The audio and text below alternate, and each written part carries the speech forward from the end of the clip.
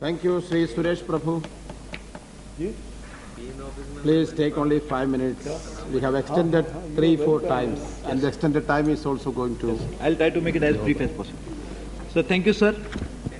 So this is one of the most important issues that we always politicalize and try to say that it has been raised by a particular party or by a particular individual with political motivation, and try to overlook a national importance into such issues. And I am very glad that my very esteemed friend Mr. Drona has raised this important issue before the Parliament. I am also really grateful to our another illustrious member from Assam, Dr. Sharma, for raising another very important point that is threatening the cultural identity of a very important state, Assam. Sir, I sometimes wonder, when do we really have, as a country, as a nation, do we have to really, somebody has to raise such issues?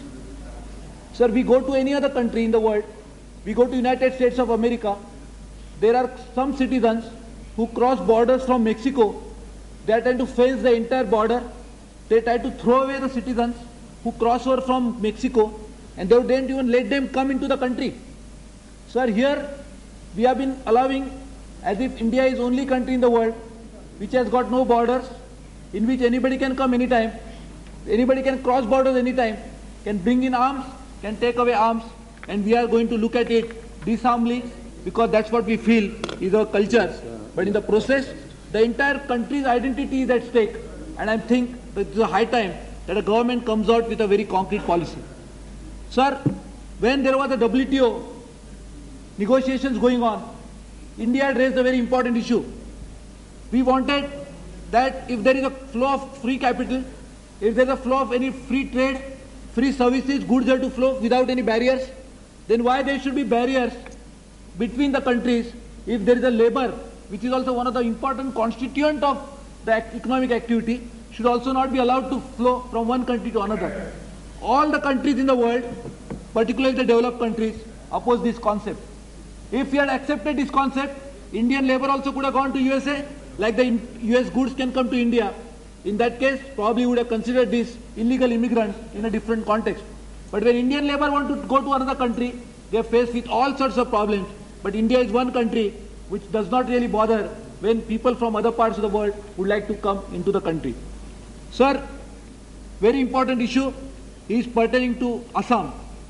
I think I would like to highlight that because the state from which I come, the state of Maharashtra, is also facing this problem in a very big way.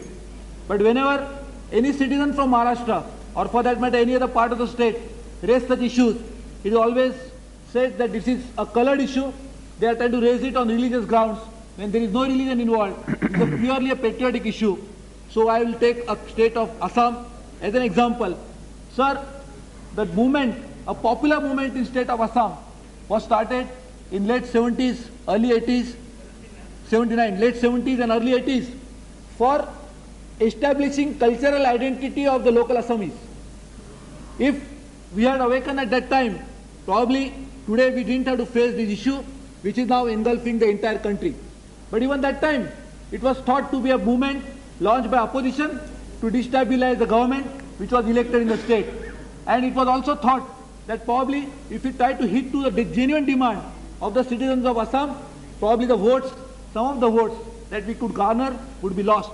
And in the process, so we have politicalized the issue, and today a state of Assam is on the virtual brink of extinction on cultural grounds, and I think we must really get ourselves, totally all the political parties, all the citizens of these countries must unite and should not look at it as an issue raised by a particular party on religious grounds. Sir, I would not try to differentiate between people who once they cross borders, they come to us as foreigners. What religion do they possess? What national identity they had before they cross border becomes not as important because they are illegal immigrants crossing the border without valid documents. Sir, there are economic side to it, which of course has been highlighted by my many friends. I would not like to go into it, it is very obvious. But sir, what is important is when these people cross over the country, is what motivation they are coming. Sir, it is always refugees. Whenever they have been crossing borders in different countries, The United Nations also has got an organization which exclusively looks after the plight of refugees. Even United Nations Refugees Organization also talks about that they have to be segregated, kept separately.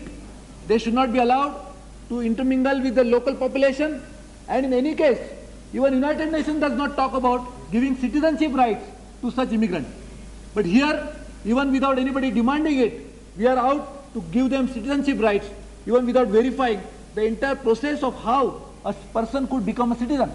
So this is a very serious matter, and I think unless we really try to dwell upon it with all the seriousness that it demands, we would have lost a good opportunity, and probably one state of Assam would go away today, and later on many other states would be the same fate, and this particular August House, which is supposed to be the most sovereign body, which is supposed to look after the interests of the entire country, would not have served its job if we don't look into this, sir.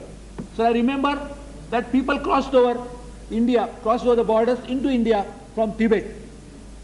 We, as a country, realized their plight. We provided them with proper house, proper accommodation. We are also trying to segregate them and kept them in different places. They have been there in Dharamshala in Himachal Pradesh. They have been there in state of Karnataka. They have been in different parts of the country.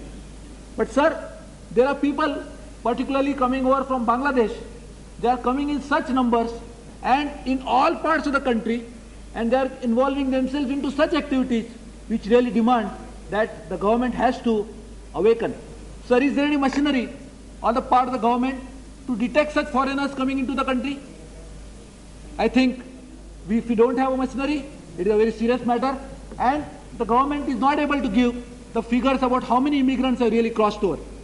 There are certain constituencies, particularly in Assam, in which the number of people, the registered voters, has increased disproportionate to the normal rise in the population in that area. So if there is a national population increase of 1.2%, 3%, the people's number of voters who are registered in a particular constituency is rising by 15, 20%. This is something which is unusual, cannot be explained by normal logic, and there could be only one explanation, that there is illegal immigrants who are coming into the country, and now we are thinking of giving them the citizenship rights. Sir, citizenship is not something which can be doled out like this. We are trying to insult the remaining citizens of the country. We are insulting the sovereignty of the country, and I think we have to follow the proper system which is mentioned into the Citizenship Act, and cannot just keep on giving away citizenship like this. And I think we'll be really alive to this. Sir, I realize the constraint of time. I thank you for providing me this opportunity, but also I must thank the mover of the resolution as well as the others who have spoken on this. Thank you, sir.